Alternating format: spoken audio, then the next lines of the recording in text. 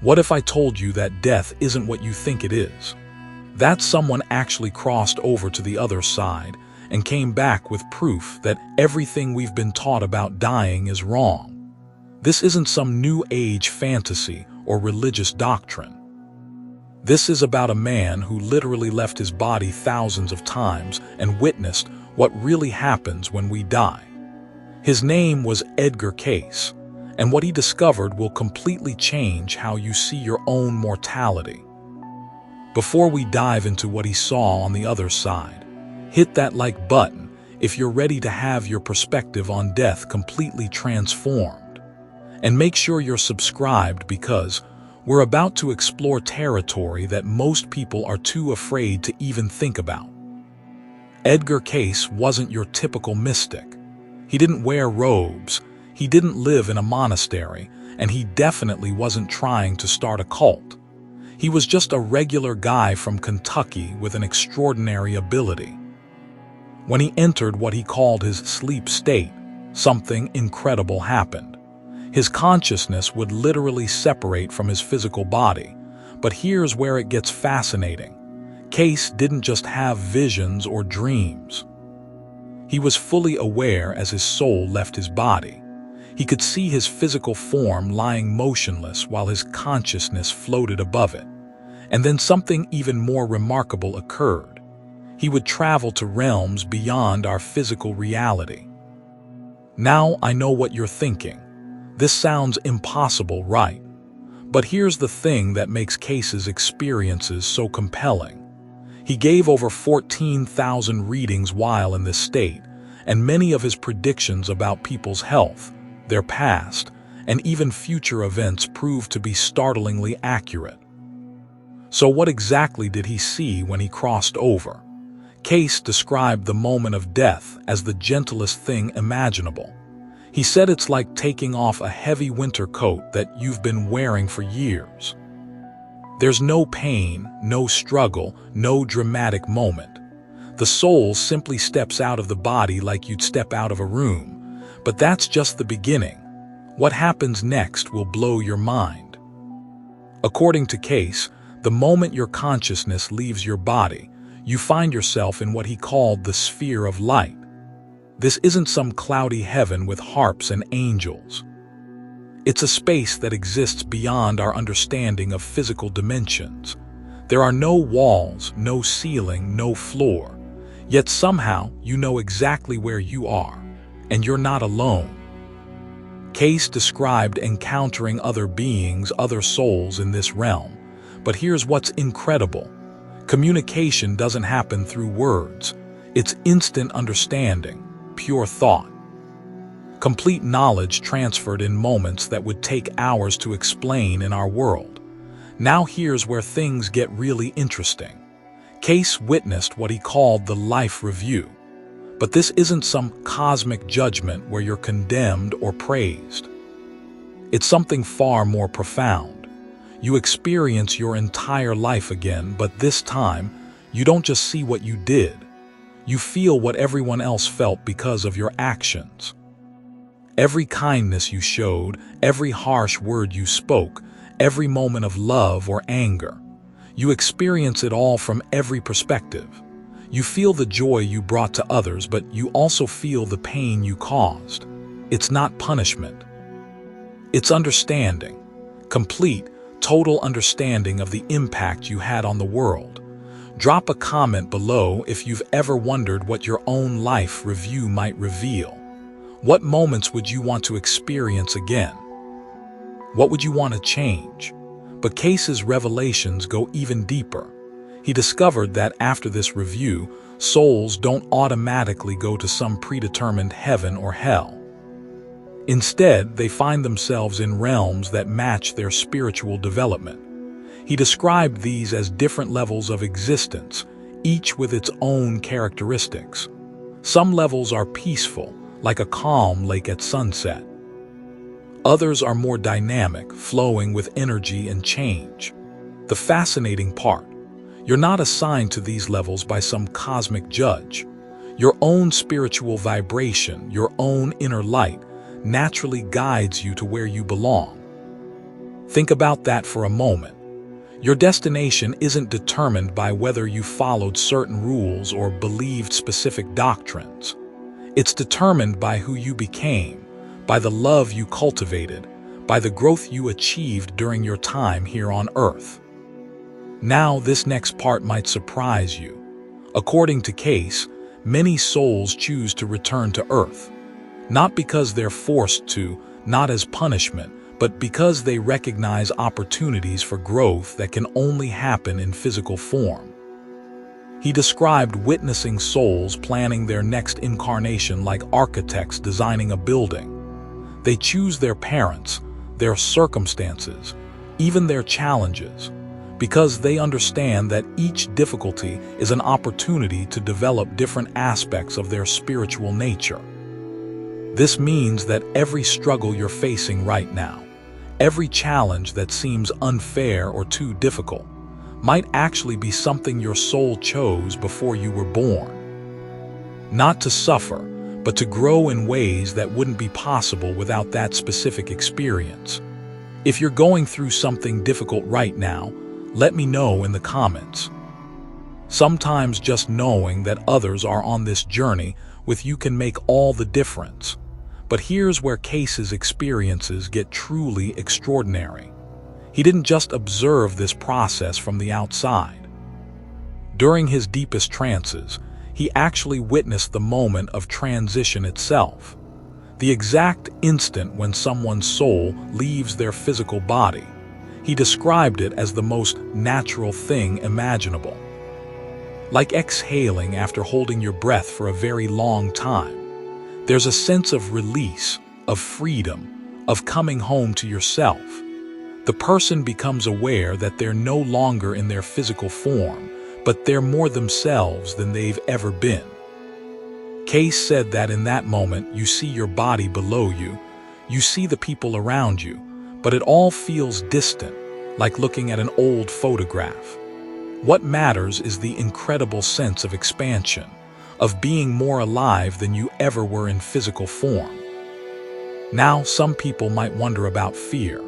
What if someone dies afraid or confused? Cayce addressed this too. He said that no soul is ever lost. Even those who transition in fear or confusion are immediately surrounded by what he called helpers. These aren't angels with wings, but beings of pure love whose only purpose is to assist souls in understanding their new state. These helpers don't judge or lecture. They simply radiate a love so complete, so unconditional, that fear becomes impossible. They help newly transitioned souls understand that they're safe, that they're exactly where they need to be, and that their journey is just beginning. But perhaps the most profound thing Cayce discovered is this. Death isn't an ending. It's not even a beginning.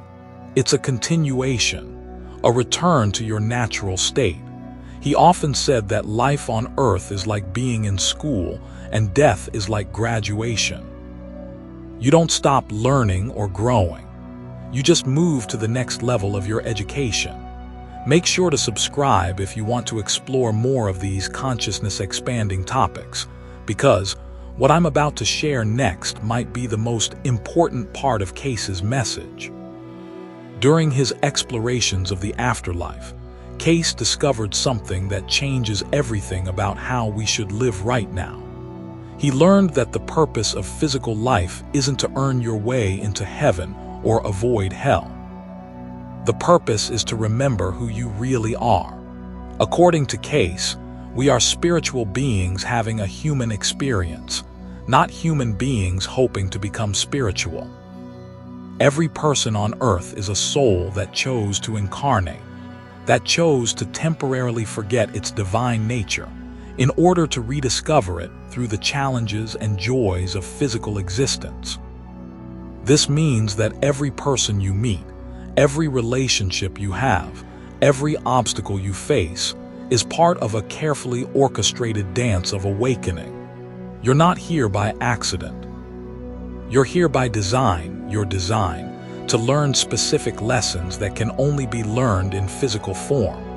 Think about the people who have impacted your life the most. The ones who loved you unconditionally, but also the ones who challenged you or even hurt you. According to Cayce's revelations, these might all be souls you've known before, souls you've agreed to meet again in this lifetime to help each other grow. This perspective transforms everything. That difficult boss, that challenging family member, that friend who betrayed you, they might all be playing roles they agreed to play to help you develop patience, forgiveness, or inner strength. Now, Cayce was very clear about something important. This doesn't mean we should accept abuse or allow ourselves to be mistreated. Understanding the spiritual purpose behind challenges doesn't mean becoming passive. It means responding from wisdom rather than reacting from fear. Let me know in the comments if this perspective changes how you see any current challenges in your life. Sometimes a shift in understanding can completely transform our experience. But there's another aspect of Cayce's revelations that's absolutely fascinating. He discovered that time, as we understand it, doesn't exist in the spiritual realms. Past, present, and future are all accessible simultaneously. This means that when you transition, you can observe not just your past life, but also potential future incarnations. Some souls, according to Cayce, are shown glimpses of lives they might choose to live. Different paths, different lessons, different opportunities for growth, and they get to choose which path feels most aligned with their soul's development. Imagine having that kind of perspective on your current life. Imagine knowing that every experience, even the difficult ones, was chosen by your highest self, because it offers exactly what you need for your spiritual evolution. This understanding completely changes how we approach our daily lives. Instead of seeing ourselves as victims of circumstance, we can see ourselves as powerful souls who chose specific experiences to accelerate our growth. Now, you might wonder, if we chose our challenges, why don't we remember making those choices? Cayce explained that this forgetting is intentional. If we remembered everything about our spiritual nature and our soul's plan, the lessons wouldn't have the same impact. We need to rediscover our divinity, not just remember it intellectually. It's like an actor who becomes so immersed in their role that they temporarily forget their acting. The performance is more authentic when the actor fully inhabits the character. Similarly, our spiritual growth is more genuine when we authentically experience being human, with all the uncertainty and searching that entails. Share this video with someone who might need to hear this message, because what Cayce discovered next addresses one of the deepest human fears. One of the most common questions people have about death is whether they'll be judged, whether they'll be punished for their mistakes. Cayce's experiences revealed something beautiful about this. There is no external judge waiting to condemn you. The only judgment that occurs is your own understanding of your choices and their effects. Remember that life review I mentioned earlier. It's not about guilt or shame. It's about learning. When you see and feel the full impact of your actions, you naturally understand what served love and what served fear. This understanding becomes the foundation for your continued growth, whether in the spiritual realms or in a future incarnation. Cayce often emphasized that the universe operates on love, not punishment. Every soul is precious, every journey is valued, and every experience contributes to the greater tapestry of existence. Your mistakes aren't held against you. They're seen as part of your learning process. This doesn't mean actions don't have consequences. They do, but those consequences are designed to promote understanding and growth, not to inflict suffering. It's the difference between a loving teacher who helps you learn from your mistakes and a harsh judge who punishes you for not knowing better. Now, here's something that might surprise you about Cayce's revelations regarding the afterlife. He discovered that some souls choose to remain close to Earth after they transition. Not because they're trapped or confused, but because they want to continue helping their loved ones who are still in physical form. These souls can't interfere with the life lessons their loved ones need to learn, but they can offer comfort, inspiration, and guidance in subtle ways. Have you ever felt the presence of someone who has passed away? Have you ever received what seemed like a sign or message from beyond? According to Cayce, these experiences are real. The veil between worlds is thinner than we imagine. Love creates a connection that transcends physical death. While our departed loved ones move on to their next phase of existence, part of their consciousness can remain available to us when we need comfort or guidance. If you've ever felt this kind of connection with someone who has passed, share your experience in the comments. These stories help others understand that love truly is eternal. But Cayce's explorations revealed something even more profound about the nature of existence itself. He discovered that the spiritual realms aren't somewhere else. They're here now, existing in the same space as our physical reality, but at different frequencies of vibration. Think of it like radio waves. Multiple stations can broadcast through the same space simultaneously, without interfering with each other, because they operate at different frequencies. Similarly, multiple dimensions of reality exist in the same space, but most of us can only perceive the physical frequency. This means that heaven isn't a distant place you go to after death. It's a state of consciousness, a way of perceiving reality. Some people, through meditation, prayer, or other spiritual practices, occasionally tune into these higher frequencies while still in physical form.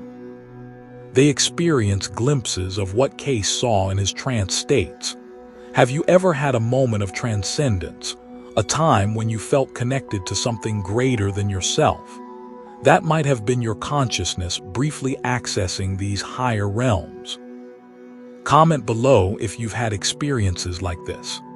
This understanding also explains why near-death experiences share so many common elements regardless of a person's cultural or religious background. They're not hallucinations or brain chemistry gone awry. They're actual glimpses into these other dimensions of reality. Now, let me share one of the most beautiful aspects of Cayce's revelations. He discovered that every act of love, no matter how small, creates ripples that extend far beyond what we can imagine. A kind word to a stranger, a moment of patience with a difficult person, a small act of generosity, these all contribute to the healing and elevation of human consciousness. From the perspective of the spiritual realms, every loving act is seen and celebrated. Not by some external deity keeping score, but by the web of consciousness that connects all souls. When you choose love over fear, kindness over judgment, forgiveness over resentment, you're not just helping yourself or the immediate situation. You're contributing to the spiritual evolution of humanity itself. This gives profound meaning to even the smallest moments of your life. That smile you gave to someone having a bad day, that time you listened to a friend in need, that moment you chose patience instead of anger, all of these matter more than you realize.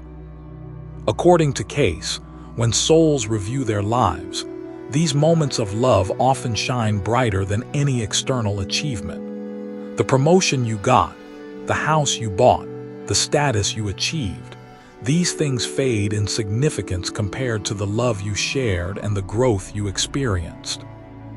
If this perspective resonates with you, give this video a thumbs up to let me know.